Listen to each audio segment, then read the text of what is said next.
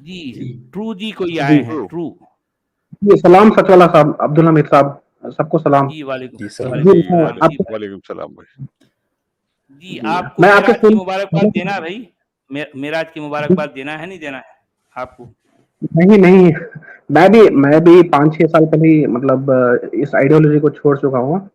मैं भी अच्छा, बहुत ज़्यादा परेशान हूँ इस्लामिक आइडियोलॉजी से। आई थिंक मैं पहले भी आपके स्ट्रीम में आ चुका हूँ, अपने ख़यालात ज़ाहिर कर चुका हूँ मैं। जी, जी। अच्छा, अच्छा, अच्छा। तो नमाज़-वमाज़ जी, नहीं जी। पढ़ते आप या पढ़ना पड़ता है? पढ़ना पड़ता है, मजबूरी से कभी-कभी पढ़ना पड़ता है। अच्छा, अब्दुल हमीद वही साहब लोग देखिए, ये जो है मुझे कई लोग ये बताए कि जिस मस्जिद में मुसलमान नमाज़ पढ़ने जाते हैं ना, तो उसमें कई लोग ऐसे हैं जो पढ़ना पड़ता बोल के आते हैं। सही है, सही बात है। ये बिल्कुल जो है रियल बात है और अंदर की बात है। हर मस्जिद में होंगे मजबूरी है सचवाला साहब। मजबूरी है भाई, जी, मजबूरी हर क्या मस्जिद में करेंगे? होंगे ऐसे लोग, जी जो भाई, मुझे आप यकीन है। और क्या कहना है? बोलिए, बोलिए। जी, नमाज़ के बारे में तो जब हमको कुरान हमने नहीं पढ़ा था, तब तो शायद हम दिल से पढ़ते थे। मतलब कुछ ना कुछ सिंसेरिटी थी हमारे अंदर ही उसमें। मगर जब से कुरान को पढ़ा है, समझा है, मतलब जाँचने की कोशिश की है, उसके बाद तो ना मन करता है, ना कुछ करता है। उसके बाद से तो सिर्फ़ मजबूरी ही है।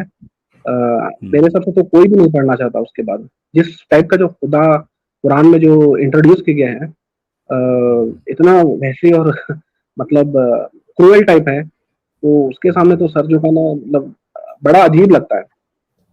वो है। जी हाँ भाई, क्या जी। करें यार, जो है जी। आपके इंसान ताल्लुक से अभी भी कुछ आज़ाद नहीं हुआ, समझो। जी, जी, आपकी जर्नी के ताल्लुक से दोबारा हमको रिमाइंड करिए। आप जब पहले तशरीफ लाए थे तो मैं उस वक्त नहीं था वहाँ। थोड़ा हमारे व्यूअर्स के लिए भी बड़ा इंटरेस्टिंग रहेगा कि कब आपने पहले इस्लाम छोड़ा और कैसे छोड़ा। जी। जी हाँ। तो मैं मतलब बचपन से ही ज़्यादा मतलब नमाज़ वग़ैरह पढ़ता था। स्कूल जाते जो थे हम लोग, तो फ़जर की नमाज़ या मग़रिब इशा की नमाज़ ये तो मतलब कॉमन था। ज़ोहर असर की तो पढ़ नहीं सकते थे। कॉलेज में जब आए तो 5 वक़्त की नमाज़ मतलब कितना हो सकता था, उतना पॉसिबल होता था, पढ़ता था मैं। और कभी भी कॉलेज में जब जाता मैं या ट्यूशन वग़ैरह जाता, तो वहाँ पे मैं खुद नमाज़ पढ़ाता भी था और मतलब पीछे पढ़ता भी था। तो बाद में जो है किताबें ज़्यादा पढ़ता था मैं, तो मैं साइंस स्टूडेंट था, तो मैं अपने कॉलेज में टॉपर था। तो जो अलग-अलग किताबें होती हैं, जो लाइब्रेरीज़ में अवेलेबल होती हैं, जो ऑर्गनाइज़ेशंस जो जमात-ए-इस्लामी या अहले हदीस वाले लोग करते हैं ना, तो वो जो लोग ऑर्गनाइज़ करते थे, वहाँ पे जो किताबें मिलती थी, वो सब मैं छोटी-मोटी किताबें जो है बहुत ज़्यादा पढ़ता था। तो बाद में जो है जब मैं इंजीनियरिंग में आया, तो तब ये बुखारी, मुस्लिम और जो सियासत है उसके दीगर जो किताबें हैं वो पढ़ना शुरू किया। तो मुझे बहुत ज़्यादा जो है अजीब लगता था ये सब चीज़ों में। ये जो पूरा जो टॉपिक्स ही होते थे, जो बुखारी, मुस्लिम इसमें जी। कि मतलब अपोस्टेसी और स्टोनिंग टू डेथ, ये सब जो चीज़ें ना बड़ी अजीब लगती थी। जी। मगर तब उतना ज़्यादा परेशान नहीं होता था मैं। जब ज़्यादा पढ़ने लगा, ज़्यादा एक्सपोज़र हुआ, बहुत ज़्यादा एक्सट्रीम हो गया मैं उस चीज़ में। तो जी। बाद में इतना कन्फ्यूज़न हुआ कि मतलब कुरान पढ़ने लगा तो और ज़्यादा कन्फ्यूज़ हो गया मैं। तो उसके बाद सवालात पूछने लगा मैं अपने मतलब जहाँ भी मैं जाता था और मैं मस्जिद में हालाँकि प्रेज़ेंटेशंस वग़ैरह भी देता था। कुरान के जो आयत होते थे यानी कि 1 रुकू या 10 आयत लेकर, तो जी। उसको रिसर्च करके मैं जितना अवेलेबल होता था ट्रांसलेशन से, मैं प्रेज़ेंट करने की कोशिश करता था। तो कन्फ्यूजन्स तो हमेशा रहते थे। मगर जब ये जो लॉज़ हैं ना, जो अपोस्टेसी लॉज़ हैं, ये जो इस्लाम के जितने भी लॉज़ हैं, जी। ये जो मुस्लिम कंट्रीज़ में जब लागू होते देखता था मैं, जी। तो आई वाज़ मतलब बहुत शॉक होता था कि मतलब ये तो हम कहते थे कि उस ज़माने में थे, जी। मगर इस ज़माने में ये लोग इम्प्लीमेंट करने की कोशिश कर रहे हैं। तो जी। That was a shocking point. और सबसे बड़ा प्रॉब्लम मेरा निकलने का ये था कि जो एक्स मुस्लिम जो छोड़ रहे थे ना, आई थिंक 6 टू 7 इयर्स पहले जो x Muslims of north America हैं या जो पाकिस्तान के कुछ लोग छोड़ रहे थे, अब्दुल्ला जी। गोंडल या वो अब्दुल्ला समीर वगैरह। तो जी। जब मुसलमान लोग उनके पीछे पड़ गए ना कि जी। मतलब वो उन्होंने इस्लाम छोड़ा है, तो we should let them go. मगर जो मुसलमान थे वो उनके पीछे पड़ जाते थे, तो वो मुझे सही नहीं लगा। जी। तो उसके बाद मैंने मतलब फिर कुरान को पढ़ा, समझने की कोशिश की, ऐसे-वैसे मतलब डिफेंड करने की कोशिश की। आखिर में मैंने ही छोड़ दिया। तो वो मेरी जर्नी माशाअल्लाह, थी। माशाअल्लाह। जी, मज़ा आ गया साहब आपकी स्टोरी सुन के। और ये एक स्टोरी एक जी, आम डिसेंट घर में पले-बड़े मुसलमान की है। हर हर पले-बड़े जो भी एक डिसेंट फैमिली में पैदा हुआ है, जिसकी अपने एथिक्स हैं, अपनी मोरालिटी है, अगर वो जो इस्लाम के बारे में पढ़ेगा, इस्लाम की हकीकत जब उसे पता चलेगी, तो वो यही करेगा जो आपने और मैंने किया।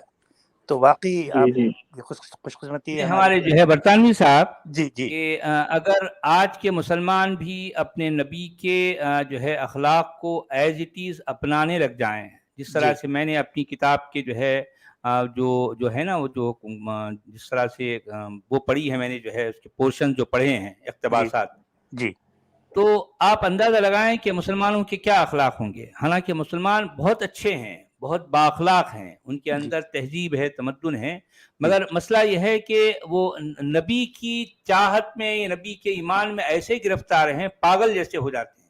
बिल्कुल हालांकि अगर मुसलमान गौर करें कि उनका नबी यानी उसके जो अखलाक हैं, तो मैं सोचता हूँ कि जो है मुसलमान 1000 गुना बेहतर है अपने नबी के अखलाक से, बिल्कुल 1000 गुना बिल्कुल बेहतर है। बिल्कुल बिल्कुल।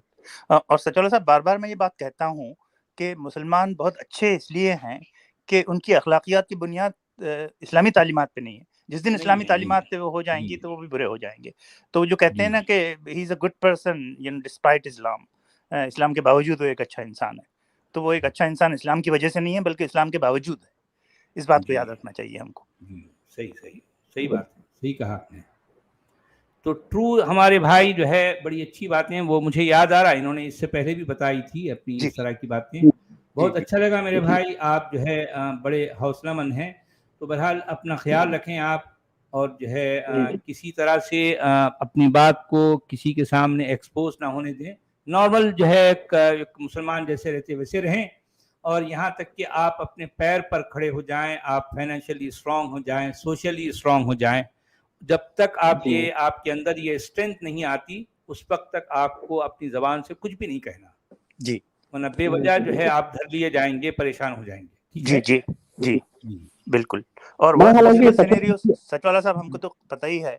और अगर खुदा ना खास्ता कोई मतलब, एक तो वायलेंस का थ्रेट है, दूसरा इमोशनल जो ब्लैकमेल होता है वो और ज्यादा खतरनाक होता है। और जी ज़्यादा होता है। जी हाँ आपके घर वालों से जो है जो जी इमोशनल आपके साथ जो है जो ब्लैकमेलिंग होती है, जी या हाँ बिल्कुल। आपके साथ तो बॉयकॉट हो जाता है। बिल्कुल और जो है वाक़ई मैं जिन दिनों ये मेरे साथ इस तरह का बॉयकॉट किया गया, जी तो मैं कितना क्या मैं महसूस करता था, मैं वो रात, वो दिन रात मैं याद करता हूँ, तो मैं जो है मेरे रूंगटे खड़े हो जाते हैं। जी क्या बिल्कुल कैफ़ियत बिल्कुल थी मेरी। जी हाँ।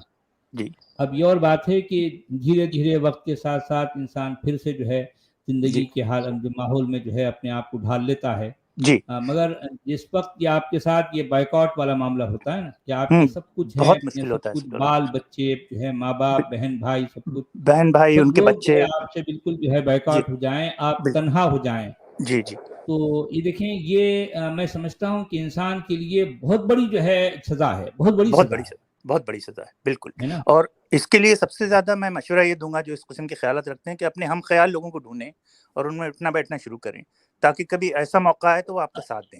ये बहुत जी हाँ, इम्पोर्टेंट है। अब जी, देखिए कि अब जो है हालात दुनिया के जो बदले हैं, कि जी, आज जी, से 4-5 साल पहले के हालात अलग थे, आज के हालात अलग हैं।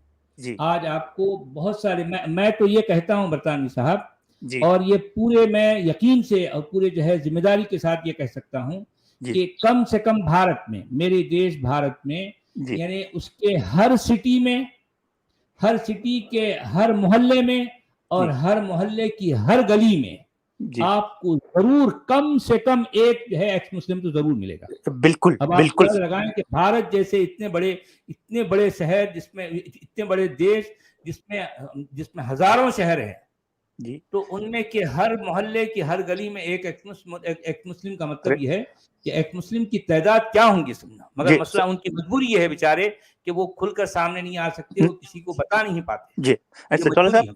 मैंने तो मस्जिद के मुतवल्ली देखे हैं, जो हमारी जी, तरह के ख़यालात रखते हैं, लेकिन बोल नहीं जी। सकते हैं, हाँ। खामोश हैं। जी, जी, भाई कहें। मैं तो मस्जिदों के इमाम और खतीबों को देखा हूँ भाई, जी, जी, जो जी, मेरी तरह से सोच रखते हैं, मगर वो क्या है, वो उसी मस्जिद से, उनकी इमामत से, उनकी खिताबत से जो है उनके घर चल रहे हैं। अब वो जी, कहते हैं कि हम मजबूरी है हमारी। अब जी, ये छोड़ दें तो हम कहाँ जाएँ भाई, जाकर जो है फुटपाथ पर हमको जो है साइकिल का पंक्चर बनाना पड़ेगा। अब जी, आजकल बिल्कुल। साइकिलें भी नहीं चल रही, क्या करेंगे? बिल्कुल। और दूसरी चीज़ जी, सचवाला साहब जो होती है ना, कि वो क्या सोचेगा? हो सकता है उसका ईमान हो तो चलो, वो नमाज़ पढ़ने के लिए बोल रहा है तो आप भी पढ़ लो, और वो दूसरा आदमी अब ये सोच रहा है कि ये सामने जो वाला है ऐसा है, तो दोनों एक हाँ दूसरे के जी डर से जो है जी वो जी सही बात दोनों नहीं कर रहे। हाँ जी ये भी एक बड़े मजे की बात बहुत है बहुत मजे, कि ऐसा बहुत हो दोनों रहा है, एक दूसरे से डर रहे हैं। दोनों अच्छा एक दूसरे ऐसा से। जो है मुझे एक साहब ने कहा कि जी एक शख्स जो है वो सच वाला को सुन रहा है। जी अच्छा ये दोनों की बात एक तीसरा आदमी देखकर जो है मुझे ये बात सुनाने लगा, तो हंसते हुए कहने जी लगा जो है एक अजीब मजे की बात मैं आपको सुनाता हूँ। मैंने पूछा क्या है?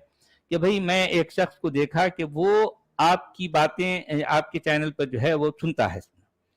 तो उसके बाद फिर उसका एक दोस्त है, तो वो भी इनको इनको पता चला कि वो भी सुनता है, मगर जब इन्होंने जो है तहकीक की तो वो दोनों एक दूसरे को नहीं पता कि दोनों सुन रहे हैं। जी जी और दोनों एक दूसरे के दोनों डर भी से रहे मतलब वाला हैं डर रहे जी, लेकिन दोनों एक दूसरे से छुपा रहे ये हैं जी। और सचाला ये साहब खास ऐसे भी बात ये है सिनेरियोज कि हैं। फैमिली के लोग भी ये कहते हैं जी कि जी ये आपको मस्जिद में जाना है, जुमा के दिन टोपी पहनना है, रमजान के जी दिनों में बाहर खाना नहीं है। भले ही आप जी प्रैक्टिकली प्रैक्टिस करते हो या नहीं करते हो, लेकिन ये इसलिए करना है जी कि घर के बच्चे या किसी की मैयत में या किसी की शादी के लिए ये चीजें जरूरी है। सौम बहुत डरते वसीलात हैं के लोग। पाबंद है, ये बिल्कुल कहलवाना चाहते बिल्कुल सब। बिल्कुल जी जी बिल्कुल। और एक साहब तो ये कह रहे थे कि मैं इसलिए मुसलमान हूँ कि मेरी लाश सड़क पर पड़ी रहेगी, कोई दफनाएगा नहीं। ये भी सुने हैं अल्फाज सचवाला साहब मैंने, कि लोग इस जी डर हाँ, से भी कि ये भाई। भी एक बड़ा जी अलमिया है, बहुत ही जी ट्रेजेडी वाली बात है यार जो है। इस पर भी हमें अब्दुल हमीद साहब एक बाकायदा एक स्ट्रीम करनी है करनी बतामी साहब, पड़ेगी। जी जी जी यानी इसी टॉपिक पर जो है, बिल्कुल क्योंकि ये बिल्कुल बहुत सर। सीरियस बात है, बहुत बहुत सीरियस सीरियस बात। बात है। जी क्योंकि ये हर एक का मसला है, क्योंकि जी अब देखें आने वाले वक्त में अब कितने लोग जो है इन मसाइल से गुजरेंगे, जी और जाहिर बात है मौत तो किसी वक्त भी किसी को भी आ सकती है, जी ये कोई जो है फिक्स बात तो है नहीं। और जो हमसे तो सजा लोग आके जी सवाल करते हैं कि इस्लाम छोड़ के जी हम क्या करें, और कभी-कभी हम उस पे हँसते हैं, मैं भी गिल्टी हूँ इस बात का, तो वो जी नहीं जी करना चाहिए हमको, क्योंकि प्रैक्टिकल हाँ लेवल पे बहुत सारे मसाइल हैं। जी जी हाँ। जी जी और यकीनन जो है वो, जी हाँ, जी हाँ। और और उससे असल बहुत। में हम जो है जी छोड़ने की बात हम अपनी जबान से नहीं कहते। जी हाँ अब जी ये और बात है कि वो जब जो है सारी बातों को जान जाने के बाद जी अगर ये फैसला वो करते हैं तो उनकी अपनी मर्जी, मगर फिर भी हम एहतियात का मशवरा देते हैं। हम जी कहते हैं देखो भाई आप बेवजह के अपने लिए कोई मुश्किल नहीं मोल लेना, जी आप बिल्कुल। जो है अपनी बातों को अपनी हद तक रखना, यानी जी हर किसी के सामने बेवजह उलझना, उसके साथ जो है बहस मुबाहिसा नहीं करना। ये तो हम हमेशा कहते हैं, हर जी भाई को बिल्कुल। कहते हैं। उनकी